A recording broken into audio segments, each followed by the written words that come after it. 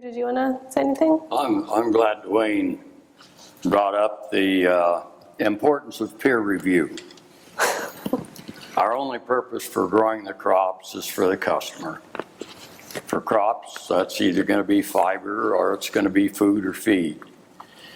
It doesn't do us any good to produce it if it's not safe. There are only 2 long-term studies on the safety of GMO crops.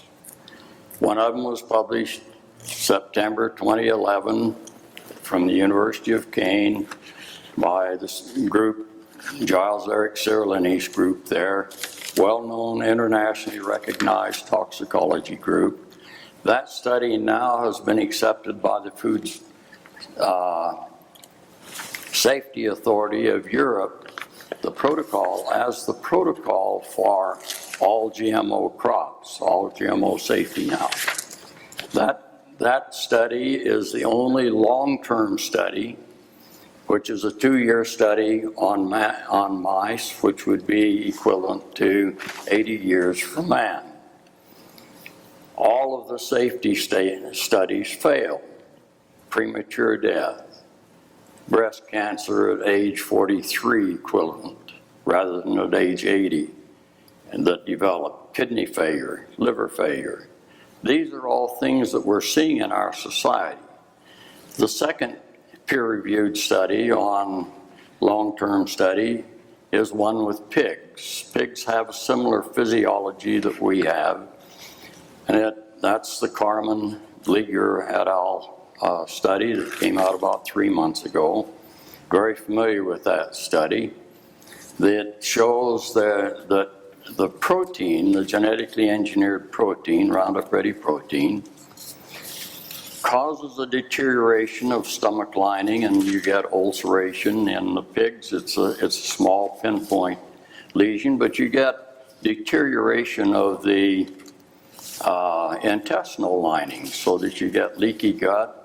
You change the microflora in the intestine, which is critical for survival, so that you have Crohn's disease, chronic or gluten intolerance. You have Parkinson's associated with a lot of that.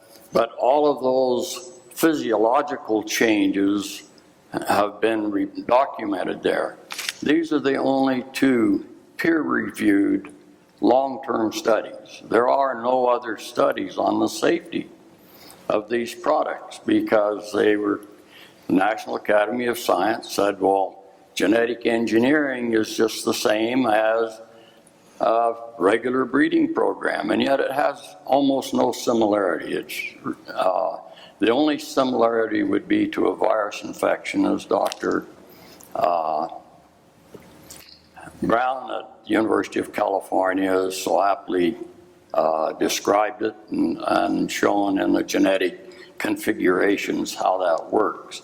So that peer-reviewed science is critical, but there's no need for us to produce it regardless of its other attributes or what it might do if it's not a safe product to eat.